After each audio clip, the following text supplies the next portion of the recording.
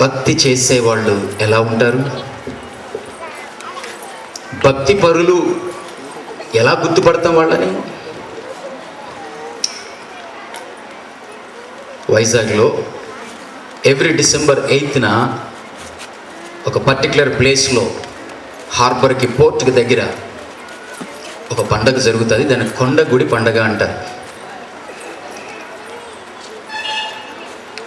ఇసుక వేస్తే రాలినంత జనం వస్తారు. ట్రాఫిక్ జామ్ అయిపోతుంది.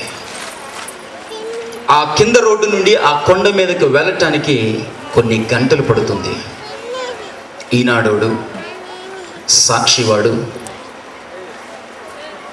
ప్రింట్ మీడియా, ఎలక్ట్రానిక్ మీడియా వాళ్ళు కొండ మీద నుండి ఈ లక్షలాది మంది జనాలను ఫోటోలు తీస్తారు, వీడియోలు తీస్తారు.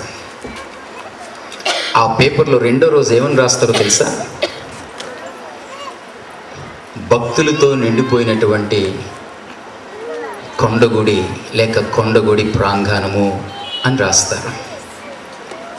అంటే అక్కడికి వచ్చిన లక్షలాది మంది ప్రజలు వీళ్ళ దృష్టిలో ఎవరు?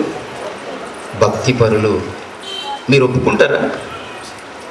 ఈరోజు రాత్రి ఇక్కడికి వచ్చిన వాళ్ళందరూ భక్తి పరులేనా? మళ్ళా పిలవరేమో నన్ను. ఎంత మాట అన్నారండి మమ్మల్ని. స్నేహితులరా, ఎవరు భక్తి పరులు? భక్తి చేసేవాళ్ళు ఎలా ఉంటారు? చాలాసార్లు మనం చూస్తాం, చర్చ్ కనిపించినా, టెంపుల్ కనిపించినా, మస్జిద్ కనిపించినా కొంతమంది బళ్ళ మీద కానీ సైకిళ్ళ మీద కానీ నడుచుకుంటూ వెళ్ళిపోయిన వాళ్ళు కానీ ఆ టెంపుల్ కానీ మస్జిద్ కానీ లేక చర్చ్ కానీ రాగానే వాళ్ళు ఏం చేస్తారంటే దాని వైపు చూసి గుండెలు కద్దుకొని ముద్దు పెట్టుకుంటారు వారి చేతిని. రెండో చేతిలో సిగరెట్ ఉంటుంది, లేకపోతే నోట్లో కైనీయో పాన్ పరోగో తింటాడు వాడు. ఆనవాయితీగా అలవాటుగా ఒక చేతిలో సిగరెట్, మరో చేతిలో నోట్లో ఇంకేదో ఉంది. వాడు ప్రయాణం చేస్తూ ఆ గుడో లేకపోతే చర్చో లేకపోతే ఇంకేదో కనిపించగానే వాడు గుండెలు కద్దుకొని అని ముద్దు పెట్టుకుంటాడు. భక్తేనా? భక్తిపరుడేనా? వాడి క్రియలు తెలియచేస్తున్నాయి వాడికి భక్తి అంటే ఏంటో తెలియదు అని వాడి క్రియలు తెలియచేస్తున్నాయి. తరచూ ప్రియమైన వారులారా, ఈ యొక్క పరిశుద్ధ గ్రంథంలో, ఈ బైబిల్లో భక్తి గురించి రాయబడిన ప్రతిసారి కూడా ఒక మాట రాయబడింది ఇంగ్లీష్లో, ఫియర్ ఆఫ్ ద లార్డ్ అని రాయబడింది.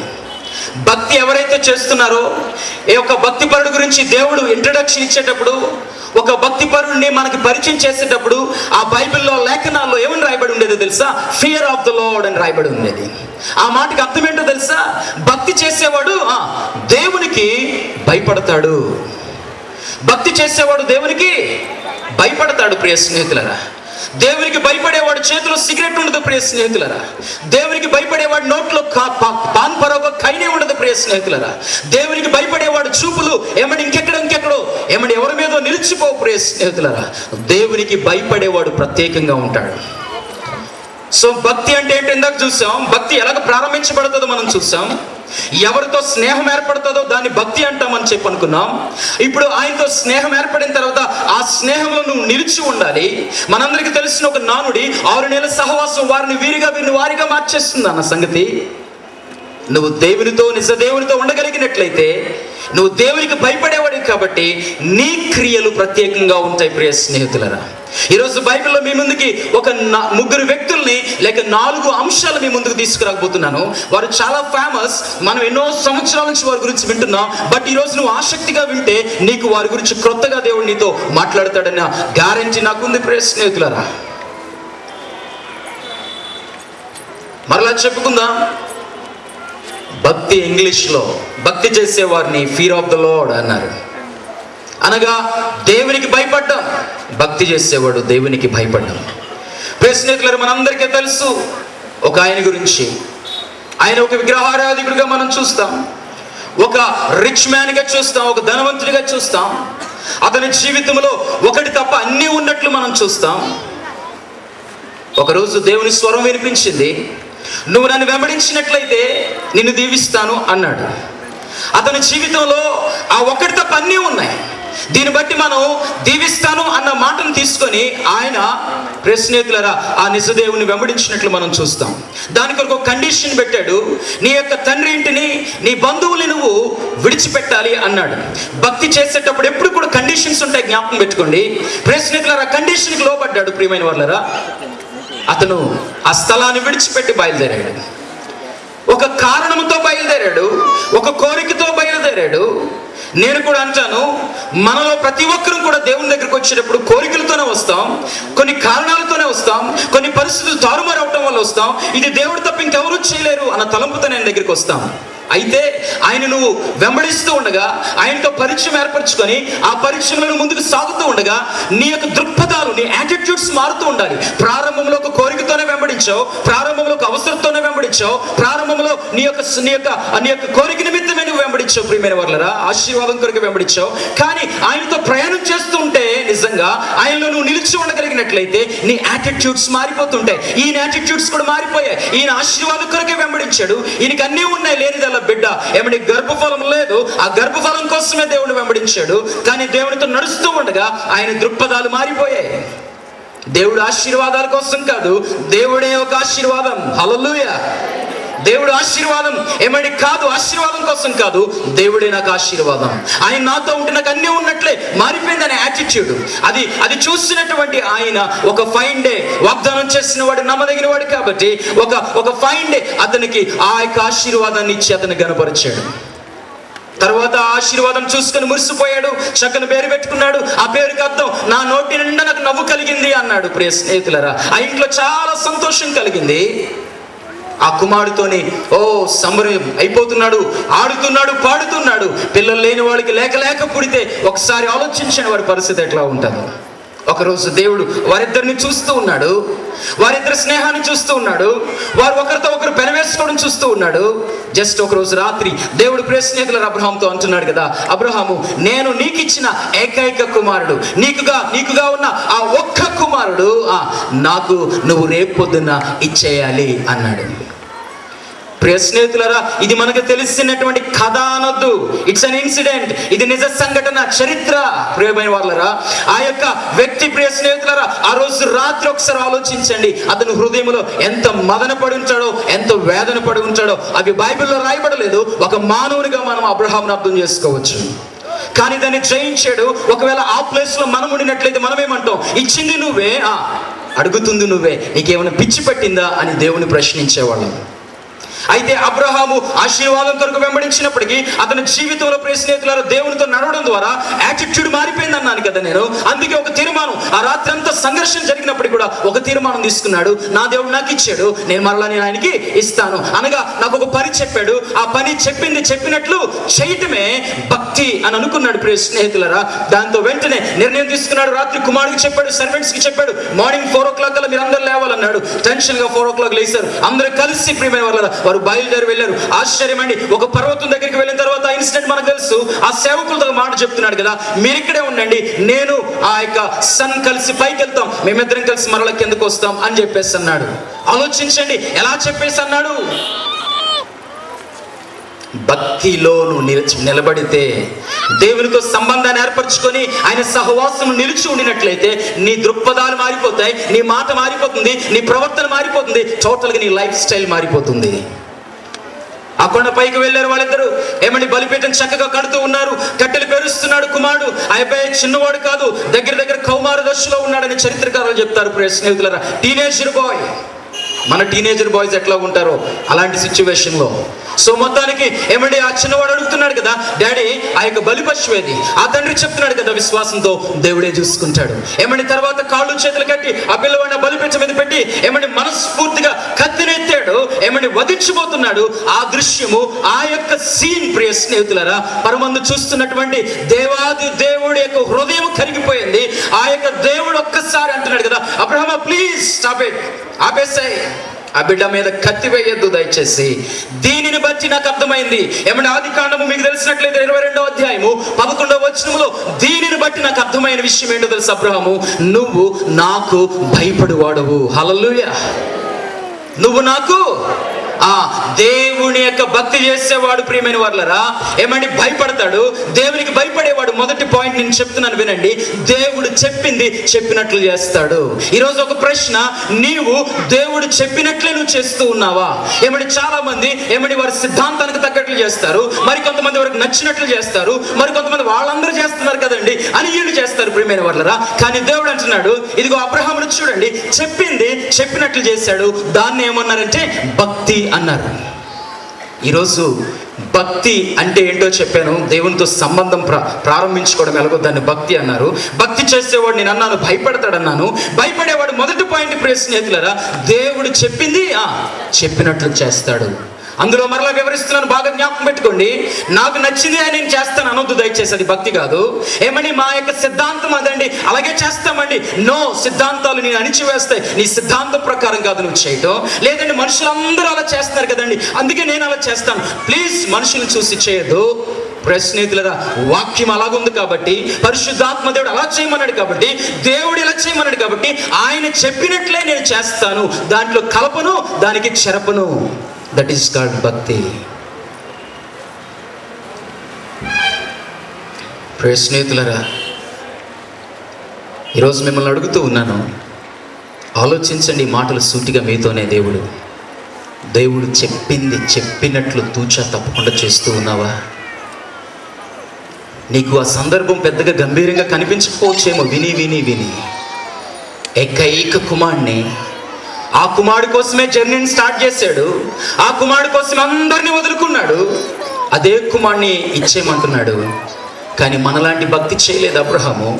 స్టార్టింగ్లో మనలాంటి వాడే, కానీ దేవునితో నడవటం ద్వారా, దైవ సన్నిధికి వెళ్ళటం ద్వారా, ఏమంటే సంవత్సరానికి 52 వారాలు 52 వర్తమానాలను మనసు పెట్టి వినడం ద్వారా, ప్రేసినటువంటి సభల్లో ఆసక్తిగా నువ్వు వినడం ద్వారా వచ్చి అబ్రహాములాగా నిశ్చయంగా మనం కూడా మార్చబడగలుగుతాం.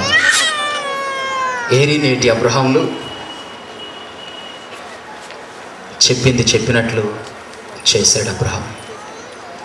భక్తి అనగా దేవునితో సంబంధం కలిగి ఉండటం. ఆ సంబంధం కలిగిన వ్యక్తి దేవునితో నడవటం. ఆ నడుస్తున్న వ్యక్తి దేవునికి భయపడ్డం. దేవునికి భయపడేవాడు దేవుడు చెప్పింది చెప్పినట్లు చేస్తాడు. రెండవ వ్యక్తి గురించి ఆలోచిద్దాం. ఇతనంటే నాకు చాలా ఇష్టం. దయచేసి యవనస్తులు కొంచెం శ్రద్ధగా వినండి. ఒక యవనస్తుడు చిన్నప్పటి నుండి ఒక చక్కని కలలు వస్తూ ఉండేవి. అన్నలు దాన్ని ఇష్టపడలేదు. ఒకానొక ఫైన్ డే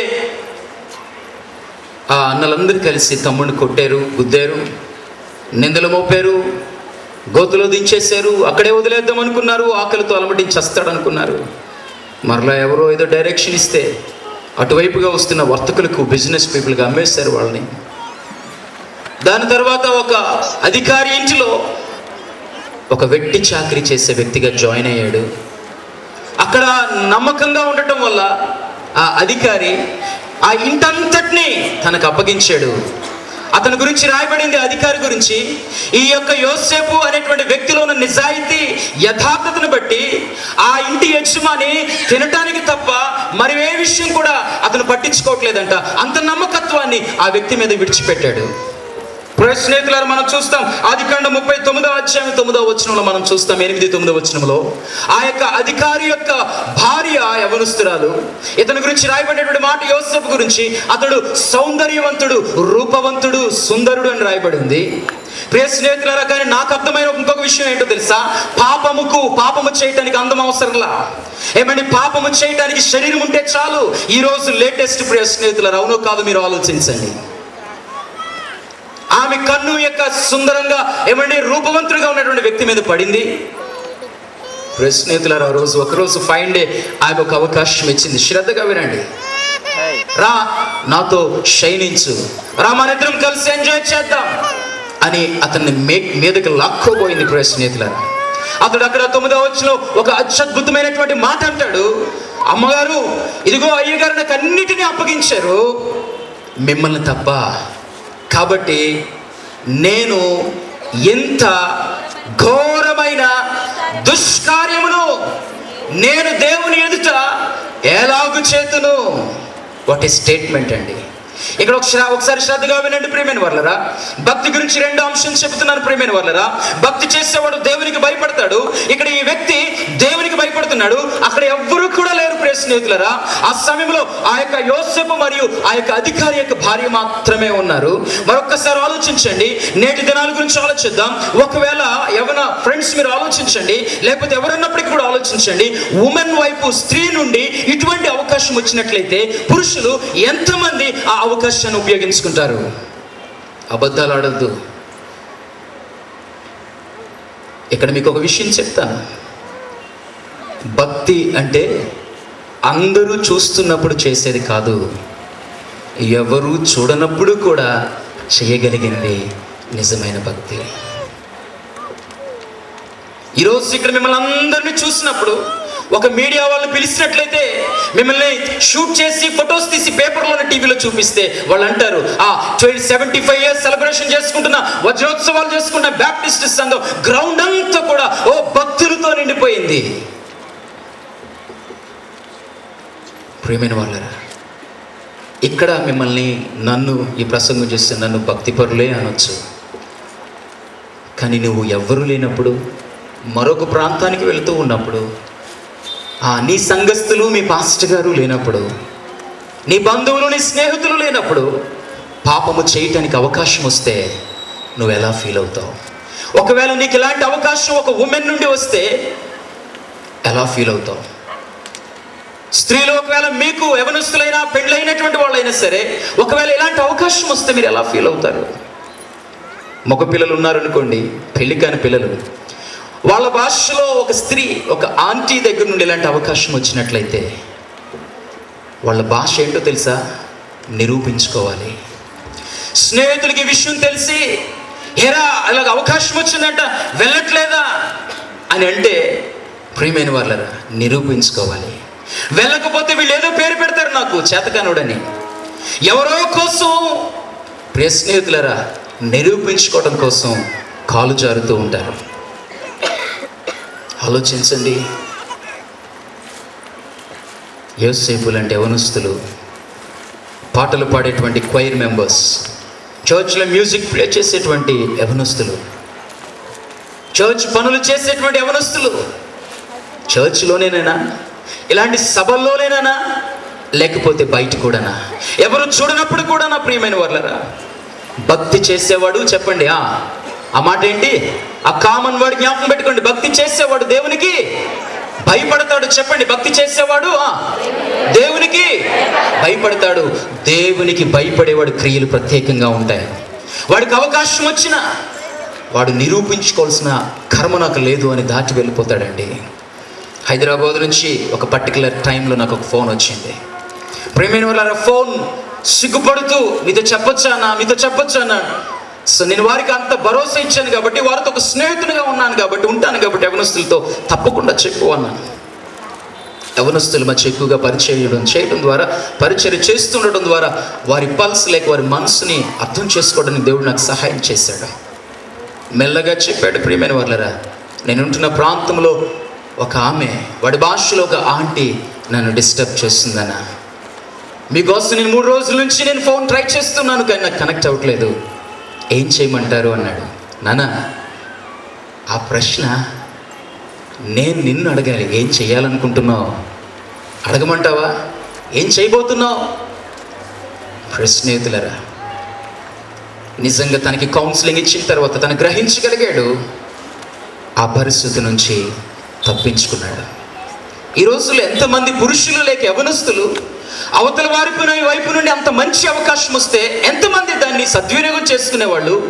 నో, నేను భక్తి చేస్తూ ఉన్నాను, నేను చర్చ్లో పాటలు పాడుతూ ఉన్నాను, నేను మ్యూజిక్ ప్లే చేస్తున్నాను, నేను చర్చ్ పనులు చేస్తూ ఉన్నాను, నేను చర్చ్కి సండే వెళ్తున్నాను, నా దేవుడు గొప్పోడని అందరి దగ్గర వాదించేస్తున్నాను, కాబట్టి ఆ గొప్పతనం నా భక్తిలో, నా జీవిత విధానంలో నేను చూపించాలి, కాబట్టి ఎవరు చూడట్లేదు, కానీ దేవుడు చూస్తూ ఉన్నాడు. ఈ యోసేపు అనే వ్యక్తి అంటున్నాడు. ప్రియమైన వాళ్ళరా, ఒక విషయం జ్ఞాపకం పెట్టుకోండి, పాపానికి డేస్తో సంబంధం లేదు. అవి ఓల్డ్ డేస్ అండి, ఇవి లేటెస్ట్ డేస్ అని చెప్పదు ప్రియమైన వాళ్ళరా. దయచేసి పాపం ఎప్పుడు పాపమే, దానికి ఏ రోజైనా ఏ కాలమైనా దాని శక్తి ఒకలాగే ఉంటుంది. ఈరోజు నేను ఛాలెంజ్ చేస్తున్నాను, మీలో యవనస్తులు ఎంతమంది అలాంటి అవకాశాన్ని వస్తే దానికి దూరంగా పారిపోయేవాళ్ళు? ఆ వ్యక్తి అంటున్నాడు, ఇంత దుష్కార్యాన్ని దేవునికి వ్యతిరేకంగా నేను ఎలాగూ చేతును, పారిపోతూ ఉన్నాడండి. నెక్స్ట్ టైం మరలా అవకాశం వచ్చింది, మీదకి లాక్కుంటే ఆ షర్ట్ను పట్టుకుంది, ఆ షర్ట్ను విడిచిపెట్టి వెళ్ళిపోయాడు. భక్తి చేసేవాడు దేవునికి భయపడతాడు. దేవునికి భయపడేవాడు రెండో పాయింట్, పవిత్రంగా జీవిస్తాడు. మొట్టమొదటి అబ్రహాం జీవితం ద్వారా భక్తి చేసేవాడు భయపడతాడు, భయపడేవాడు దేవుడు చెప్పింది చెప్పినట్లు చేస్తాడు. రెండోది ప్రియమైన వాళ్ళరా, దేవుడు భక్తి చేసేవాడు దేవునికి భయపడతాడు, దేవునికి భయపడేవాడు పవిత్రంగా జీవిస్తాడు. క్రైస్తవ సమాజము, ప్రపంచము పవిత్రత, పరిశుద్ధత అన్నదాన్ని తప్పుగా అర్థం చేసుకుంటుంది. కొంతమంది పవిత్రత అంటే తెల్లబట్టలు అనుకున్నారు, కొంతమంది పవిత్రత అంటే ఏదో నింపబడ్డం అనుకుంటున్నారు, కొంతమంది పవిత్రత అంటే ప్రియమైన వాళ్ళ వస్తువులు తీయడం అనుకుంటున్నారు, కొంతమంది పవిత్రత అంటే సిద్ధాంతం అనుకుంటున్నారు. కానీ అర్థం చేసుకోండి, క్రైస్తవ ప్రపంచం ఈ విషయంలో ఎప్పటి నుండో, ముఖ్యంగా భారతదేశంలో సౌత్ ఇండియా, దక్షిణ భారతదేశం ఈ విషయంలో తప్పిపోతూ ఉన్నది, తప్పుగా అర్థం చేసుకుంటుంది. పరిశుద్ధత అంటే ప్రియమైన వాళ్ళరా, పరిశుద్ధత అన్న మాటకి ఆ యొక్క హీబ్రూలోని ఏమండి 2-3 పదాలు ఉపయోగించడం జరిగింది. అందులో ఒక పదం వయక్ర అన్న పదాన్ని ఉపయోగించవచ్చు. మీ కొలీగ్స్ మధ్య, మీ స్టూడెంట్స్ మధ్య, మీ ఫ్రెండ్స్ మధ్య, మీ నేబర్స్, స్నేహితుల మధ్య నీకు ఒక ప్రత్యేకత ఉందా? నువ్వు భక్తిపరుడివి అని ఐడెంటిఫై చేయగలుగుతున్నారా ప్రజలు? చర్చ్కి వచ్చినంత మాత్రమే భక్తిపరులు కారు, ప్లీజ్, సారీ.